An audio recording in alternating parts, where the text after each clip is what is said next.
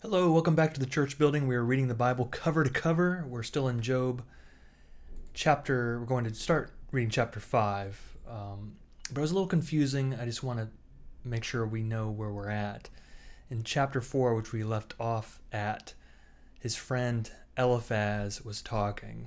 And then chapter 5, for some reason this heading says Job is corrected by God. So it's like, is God talking now? I don't know. I think it's still Eliphaz talking. So I'm just going to read under that assumption. But I don't know for sure. This heading is confusing. I don't know. It's not a part of the Bible, really. It's just someone's heading. So anyway, chapter 5, which may still be Eliphaz. Call now. Is there anyone who will answer you? To which of the holy ones will you turn? Surely vexation kills the fool, and jealousy slays the simple. I have seen fools taking root, but suddenly I cursed their dwelling. Their children are far from safety. They are crushed in the gate, and there is no one to deliver them. The hungry eat their harvest, and they take it even out of the thorns, and the thirsty pant after their wealth. For misery does not come from the earth, nor does trouble sprout from the ground, but human beings are born to trouble, just as sparks fly upward. As for me, I would seek God, and God I would commit my cause. And to God I would commit my cause. He does great things and unsearchable, marvelous things without number. He gives rain on the earth and sends waters on the fields. He sets on high those who are lowly, and those who mourn are lifted to safety. Verse 12. He frustrates the devices of the crafty, so that their hands achieve no success. He takes the wise in their own craftiness, and the schemes of the wily are brought to a quick end. They meet with darkness in the daytime, and grope at noonday as in the night. But he saves the needy from the sword of their mouth, from the hand of the mighty. So the poor have hope, and injustice shuts its mouth. How happy is the one whom God reproves. Therefore do not despise the discipline of the Almighty, for he wounds, but he binds up. He strikes, but his hands heal. He will deliver you from 6 troubles. In 7 no harm shall touch you. In famine he will redeem you from death, and in war from the power of the sword. You shall be hidden from the scourge of the tongue, and shall not fear destruction when it comes. At destruction and famine you shall laugh, and shall not fear the wild animals of the earth. For you shall be in league with the stones of the field, and the wild animals shall be at peace with you. You shall know that your tent is safe. You shall inspect your fold and miss nothing. You shall know that your descendants will be many, and your offspring like the grass of the earth.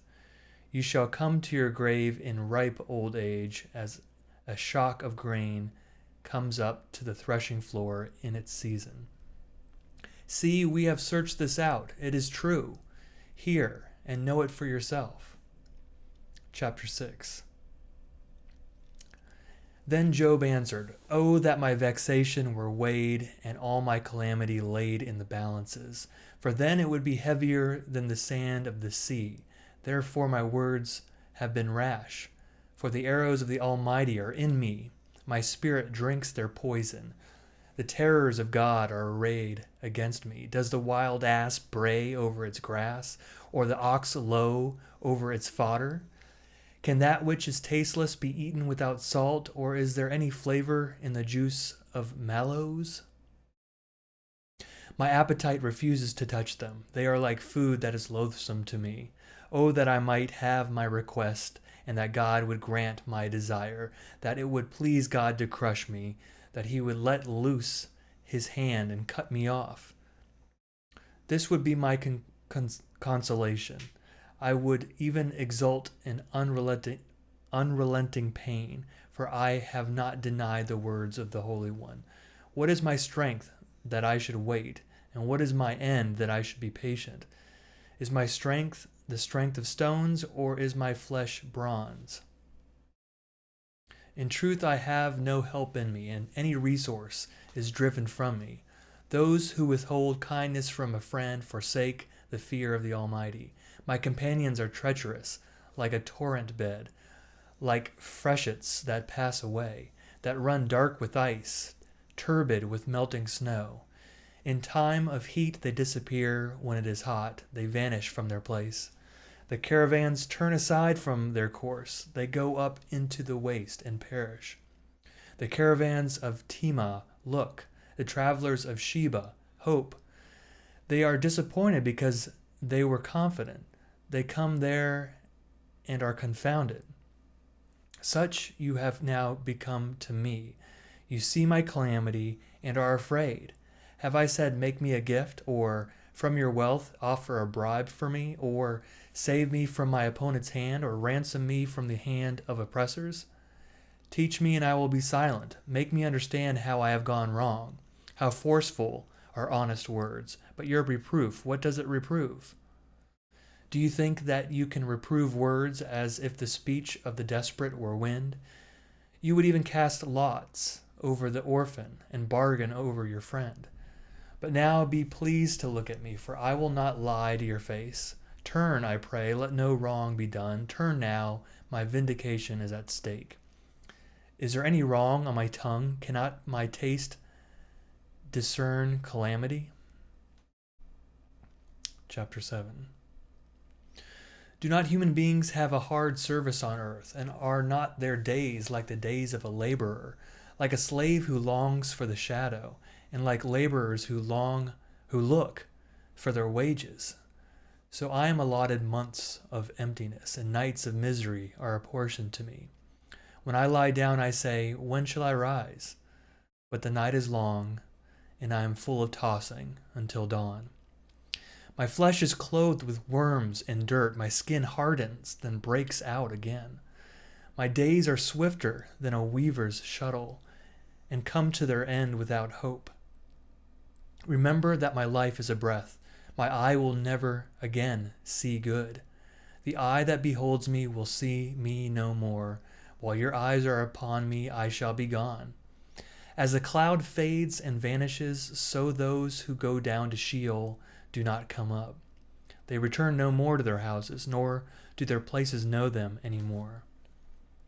Therefore I will not restrain my mouth. I will speak in the anguish of my spirit. I will complain in the bitterness of my soul.